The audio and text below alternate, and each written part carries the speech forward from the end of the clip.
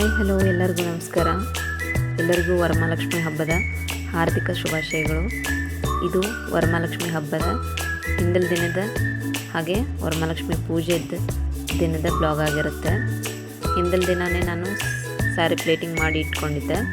ಹಾಗೆ ನೈಟ್ ಸೀರೆ ಕೂಡ ಅಮ್ಮನಿಗೆ ಉಡಿಸಿ ಇಟ್ಟಿದ್ದೆ. ಅದರ ಬ್ಲಾಗ್ನ ಸ್ವಲ್ಪ ಕ್ಲಿಪ್ಪಿಂಗ್ನ ತೋರಿಸ್ತಾ ಇದ್ದೀನಿ. ಮೊದಲು ಇಲ್ಲಿ ಸೀರೆನ ತೊಗೊಳ್ತಾ ಇದ್ದೀನಿ. ಚಿಕ್ಕದಾಗಿ ಪ್ಲೇಟ್ ಮಾಡ್ಕೊಳ್ತಾ ಇದ್ದೀನಿ. ಒಂದೆರಡು ಪಿನ್ ಹಾಗೆ ಬಟ್ಟೆ ಕ್ಲಿಪ್ನ ಯೂಸ್ ಮಾಡ್ತಾ ಇದ್ದೀನಿ. ಕ್ಲಿಪ್ಪಿಂಗ್ ನೀಟಾಗಿ ಕೂತ್ಕೊಳ್ಳಿ ಅಂತ ನೋಡ್ತಾ ಇರ್ಬೋದು. ಚಿಕ್ಕದಾಗಿ ಈ ಥರ ಕೈಯಲ್ಲಿ ಕೂಡ ಮಾಡ್ಕೋಬೋದು. ತುಂಬಾ ಈಸಿ ಅನ್ನಿಸ್ತು. ನಾನು ಫಸ್ಟ್ ಟೈಮ್ ಈ ಥರ ಮಾಡಿದೆ, ಆದರೆ ನಂಗೆ ತುಂಬಾ ಈಸಿ ಅನ್ನಿಸ್ತು ಇದು.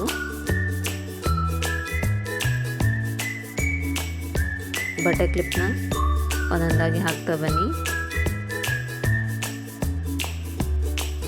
ನೀರಿಗೆನ ಸವನಾಗಿ ಹಿಡ್ಕೊಳ್ಳಿ. ಎಷ್ಟು ಚಿಕ್ಕದಾಗಿ ಪ್ಲೇಟ್ನ ತೊಗೊಳ್ತೀರಾ ಅಷ್ಟು ಚೆನ್ನಾಗಿ ಸೀರೆ ಕೂತ್ಕೊಳ್ಳುತ್ತೆ, ಅಷ್ಟು ನಮಗೆ ನೀರಿಗೆಗಳು ಬರುತ್ತೆ. ಇದೇ ರೀತಿ ಎಲ್ಲವನ್ನು ಮಾಡಿಟ್ಕೊಳ್ತಾ ಇದ್ದೀನಿ. ಇದಾದ ನಂತರ ಸೀರೆ ಸೆರಗನ್ನು ಮಾಡ್ಕೊಳ್ತಾ ಇದ್ದೀನಿ. ಸೀರೆ ಸೆರಗು ಫಾಲ್ಸ್ ಹಚ್ತೀವಲ್ಲ ಆ ಕಡೆಯಿಂದ ಬರಲಿ. ತುಂಬ ಚಿಕ್ಕದಾಗಿ ತೊಗೊಳ್ತಾ ಇದ್ದೀನಿ. ನೋಡ್ತಾ ಇರ್ಬೋದು, ಬಟ್ಟೆ ಕ್ಲಿಪ್ನ ಯೂಸ್ ಮಾಡ್ಕೊಳ್ತಾ ಇದ್ದೀನಿ. ಹಾಗೆ ಅದಾದ ನಂತರ ನಾನು ಇಲ್ಲೊಂದು ಸ್ಟೂಲ್ ಸಹಾಯಕ್ಕೆ ಸ್ಟೂಲ್ ಕಾಲಿಗೆ ಸೀರೆನ ಹಾಕ್ಕೊಂಡು ನಿಧಾನಕ್ಕೆ ಪ್ಲೇಟ್ನ ನೀಟಾಗಿ ಅರೇಂಜ್ ಮಾಡ್ಕೊಳ್ತಾ ಇದ್ದೀನಿ. ನಾನು ಹಿಂದಿನ ದಿನ ಮಧ್ಯಾಹ್ನನೇ ಇದನ್ನೆಲ್ಲ ಮಾಡಿಟ್ಕೊಂಡಿದ್ದೆ. ಹಾಗಾಗಿ ನನಗೆ ನೈಟ್ ತುಂಬಾ ಈಸಿ ಅನ್ನಿಸ್ತು. ಅದಾದ ನಂತರ ಸಾಯಂಕಾಲ ಮಾರ್ಕೆಟಿಗೆ ಕೂಡ ಹೋಗಿದ್ವಿ. ವರಮಹಾಲಕ್ಷ್ಮಿ ಆದ್ದರಿಂದ ತುಂಬಾ ರಶ್ ಇತ್ತು. ಹಣ್ಣು ಹೂವು ಅಂತೂ ಕೇಳೋ ಹಾಗೆ ಇಲ್ಲ, ಅಷ್ಟೊಂದು ದುಬಾರಿ ಇತ್ತು. ಅಂಥದ್ರಲ್ಲಿ ಹೋಗಿ ನಾನು, ನನ್ನ ಮಗಳು, ಹಸ್ಬೆಂಡ್ ಹೂವು ಹಣ್ಣು ಸ್ವಲ್ಪ ತರಕಾರಿ ಬೇಕಾಗಿತ್ತು, ಅದನ್ನು ಕೂಡ ತೊಗೊಂಬಂದ್ವಿ. ಇಲ್ಲಿ ನೋಡ್ತಾ ಇರ್ಬೋದು, ನಾನು ದೇವ್ರ ಜಗಲಿ ಮೇಲೇ ಅಮ್ಮನವ್ರಿಗೆ ಅಲಂಕಾರ ಮಾಡ್ತಾಯಿದ್ದೀನಿ. ದೇವ್ರ ಜಗಲಿನ ನೀಟಾಗಿ ಒರೆಸ್ಕೊಂಡು ಒಂದು ಬಾಳೆದೆಲೆನ ಹಾಸ್ಕೊಂಡು ಅದ್ರ ಮೇಲೆ ಅಕ್ಕಿನ ಹಾಸ್ಕೊಳ್ತಾ ಇದ್ದೀನಿ. ಅದಾದ ನಂತರ ಇಲ್ಲಿ ಒಂದು ಕೊಡನ ಇಡ್ತಾ ಇದ್ದೀನಿ. ನಾನು ಕೊಡದಲ್ಲಿ ನೀರನ್ನ ತುಂಬಿಸಿದ್ದೀನಿ. ನಾನು ಇದೇ ಥರ ನಾನು ಯಾವ ಥರ ಮಾಡ್ತೀನಿ ಅದನ್ನು ತೋರಿಸ್ತಾ ಇದ್ದೀನಿ. ಒಬ್ಬೊಬ್ಬರ ಮನೆಯಲ್ಲಿ ಒಂದೊಂದು ಪದ್ಧತಿ ಇರುತ್ತೆ. ನಾನು ಯಾವಾಗಲೂ ಇದೇ ಥರ ಮಾಡೋದು. ನಾನು ಡಬಲ್ ಪ್ಲೇಟಿಂಗ್ ಮಾಡ್ಕೊಳ್ತಾ ಇದ್ದೀನಿ, ಅಂದರೆ ಎರಡು ನೀರಿಗೆ ಬರಲಿ ಅಂತ. ಸೊ ಉದ್ದ ಇರೋದನ್ನು ಸ್ವಲ್ಪ ಫಸ್ಟಿಗೆ ಒಂದು ಉದ್ದ ಬಿಟ್ಕೊಳ್ಳಿ. ಅದಾದ ನಂತರ ಸ್ವಲ್ಪ ಶಾರ್ಟ್ ಬಿಟ್ಕೊಳ್ಳಿ, ಅದು ನೀಟಾಗಿ ಬರುತ್ತೆ. ನೋಡ್ತಾ ಇರ್ಬೋದು ನಾನು ಇಲ್ಲಿ ಯಾವ ಥರ ಮಾಡಿದ್ದೀನಿ ಅಂತ.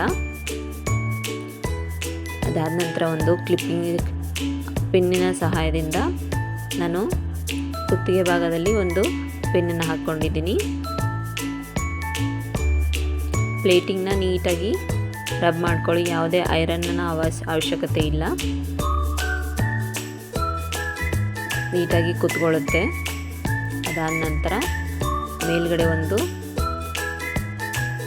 ಚೊಂಬನ್ನು ಇಟ್ಟು ಅದಕ್ಕೆ ಕೋಲನ್ನ ಕಟ್ಕೊಂಡಿದ್ದೆ. ಸೆರಗನ್ನು ಕೂಡ ಅರೇಂಜ್ ಮಾಡ್ಕೊಳ್ತಾ ಇದ್ದೀನಿ. ಅದೆಲ್ಲ ಆದ ನಂತರ ಬಿಚ್ಚು ಹೂ ತಂದಿದ್ದೆ ನಾನು, ಚೆಂಡು ಹೂ ಬಾಗಿಲಿಗೆ ಹಾಕಲಿಕ್ಕೆ ಮಾಲೆ ಅಂತ. ಸೊ ಅದನ್ನು ಕೂಡ ಮಾಡಿ ಮಲ್ಕೊಳ್ಳೋ ಅಷ್ಟರಲ್ಲಿ 12:30 1 ಗಂಟೆ ಆಯಿತು. ಮಧ್ಯೆ ನನ್ನ ಮಗಳು ಬೇರೆ ಕಾಡ್ತಾ ಇದ್ಲು. ಅದೆಲ್ಲ ಮುಗಿಸ್ಕೊಂಡು ಬೆಳಗ್ಗೆ ಬೇಗನೆ ಎದ್ದು ಬ್ರಾಹ್ಮಿ ಮುಹೂರ್ತದಲ್ಲಿ ಪೂಜೆ ಇದ್ದಿದ್ದರಿಂದ ಬೇಗನೆ ಎದ್ದೆ. ಕಸ ಹೊಡ್ಕೊಂಡು, ಕಲ್ಲೊರೆಸ್ಕೊಂಡು, ರಂಗೋಲಿ ಹಾಕ್ಕೊಂಡು, ಸ್ನಾನ ಮುಗಿಸ್ಕೊಂಡು ಆರತಿ ಹಾಗೆ ಕಳಶನ ತೊಳ್ಕೊಂಡೆ. ಬತ್ತಿ ಹಾಕ್ಕೊಂಡು ಕಳಶಕ್ಕೆ ಎಲೆ ತುಂಬಿಕೊಂಡು ಎಣ್ಣೆ ಹಾಕ್ಕೊಂಡು ನೆನೆಲಿಕ್ಕೆ ಬಿಟ್ಕೊಂಡಿದ್ದೀನಿ.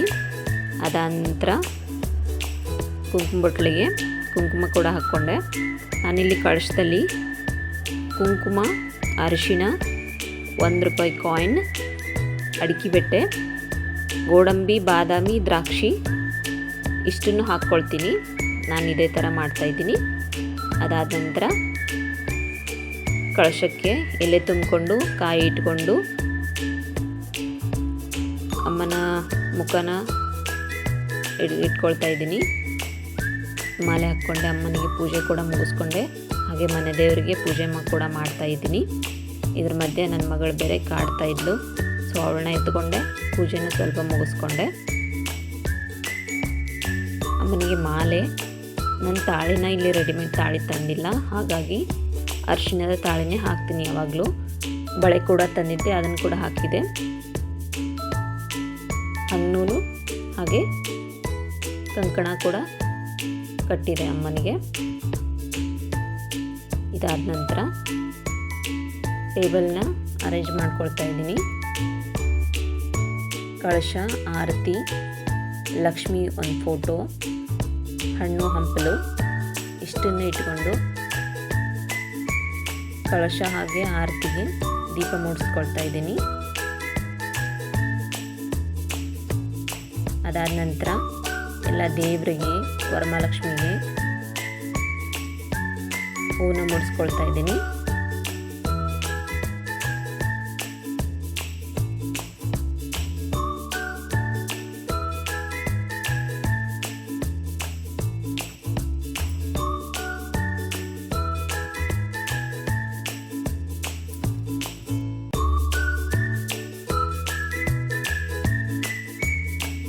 ಲಕ್ಷ್ಮೀ ದೇವಿಗೆ ಗೆಜ್ಜೆ ವಸ್ತ್ರ ಕೂಡ ಹಾಕ್ಕೊಳ್ತಾ ಇದ್ದೀನಿ.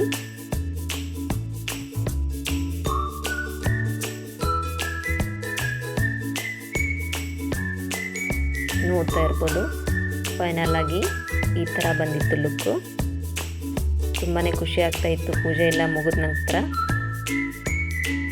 ಪೂಜೆ ಮುಗಿಯೋವರೆಗೂ ಹೇಗಾಗುತ್ತೋ, ಯಾವ ಥರ ಬರುತ್ತೋ, ಚೆನ್ನಾಗಿ ಬರುತ್ತೋ ಇಲ್ಲೋ, ಸೀರೆ ಚೆನ್ನಾಗಾಗುತ್ತೋ ಇಲ್ಲೋ, ಈ ಥರ ಎಲ್ಲ ಕ್ವೆಶನ್ಸ್ ತಲೆಯಲ್ಲಿ ಓಡ್ತಾ ಇರುತ್ತೆ. ಬೇಗ ಆಗಬೇಕು ಪೂಜೆ ಅನ್ನೋದು ಇರುತ್ತೆ. ಭಕ್ತಿಯಿಂದ ಮಾಡಿದರೆ ಎಲ್ಲ ಆಗುತ್ತೆ ಅನ್ನೋದಕ್ಕೆ ಇದೆ ಸಾಕ್ಷಿ. ಅದಾದ ನಂತರ ಅಮ್ಮನಿಗೆ ಉಡಿ ಕೂಡ ತುಂಬಿ ಸರಿಯಾದ ಸಮಯಕ್ಕೆ ಮಂಗಳಾರತಿ ಕೂಡ ಮಾಡ್ತಾಯಿದ್ದೀನಿ.